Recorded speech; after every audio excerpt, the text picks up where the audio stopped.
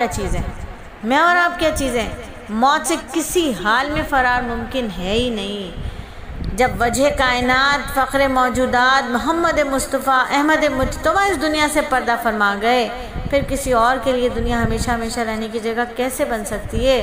اللہ کے نبی کو مخاطب کر کے اللہ تعالیٰ فرماتے ہیں، اے پیغمبر، موت تمہیں بھی آنی ہے، موت انہیں بھی آنی ہے۔ یہاں نبی صلی اللہ علیہ وسلم کا تذکرہ اس لیے کیا کہ لوگوں کو تسلی رہے کہ یہ دنیا چل چلاؤ کا گھر ہے، یہ دھوکے کا گھر ہے، عارضی ٹھکانہ ہے۔ بی بی فاطمہ کی وصال نبوی ہو رہی ہے، نبی صلی اللہ علیہ وآلہ وسلم اس دنیا سے پردہ فرما رہے ہیں۔ بی بی فاطمہ کی کیا حالت ہے؟ بخاری شریف میں حضرت انس رضی اللہ تعالیٰ عنہ کی روایت ہے، شدت مرض کے زمانے میں نبی صلی اللہ علیہ وسلم کی بے چینی بہت بڑھ گئی۔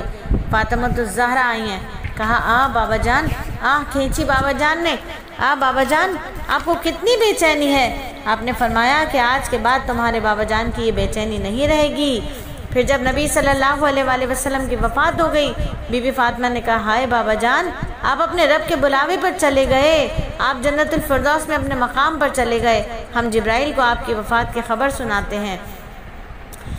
پھر جب نبی صلی اللہ علیہ وسلم دفن کر دیے گئے، قبر مبارک میں اتار دیے گئے، لحد مبارک میں جس نے خاکی اتار دیا گیا، آپ صلی اللہ علیہ جس نے نورانی اتار دیا گیا، آپ صلی اللہ علیہ وآلہ وسلم نے حضرت انس سے کہا، انس، کیا تمہارے دل میں رسول اللہ صلی اللہ علیہ وآلہ وسلم کی ناش پر مٹی ڈالنے کے لیے آمادہ ہو گیا تھا؟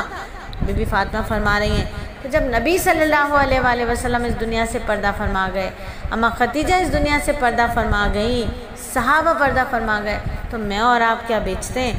حضرت معاذ کو نبی صلی اللہ علیہ وسلم نے یمن کی طرف روانہ کیا، حدیث شریف میں الفاظ مذکور ہیں کہ معاذ سوار تھے، نبی صلی اللہ علیہ وسلم کی سواری سے نیچے چل رہے تھے، جب نبی صلی اللہ علیہ وسلم معاذ کی نصیحت کر کے فارغ ہوتے ارشاد فرمایا، اے معاذ، شاید اس سال کے بعد آپ مجھ سے ملاقات نہ کر سکیں، شاید آپ میری مسجد اور قبر کے قریب سے گزریں، یعنی ممبر تو ملے گا لیکن زینت ممبر نہ ہوگا، مزار ہوگا مگر یار نہ ہوگا۔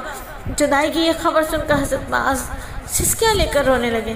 پھر آپ نے مدینے کی طرف رخ کر کے ارشاد فرمایا، قیامت کے دن میرے قریب متقی لوگ ہوں گے، جہاں کہیں بھی ہوں گے، جیسے بھی ہوں گے۔ ایک موقع پر ارشاد فرمایا، ہر آدمی اسی کے ساتھ ہوگا جس کے ساتھ وہ محبت کرے گا۔ تو یہ دنیا عارضی ٹھکانہ ہے، دنیا عارضی ٹھکانہ ہے۔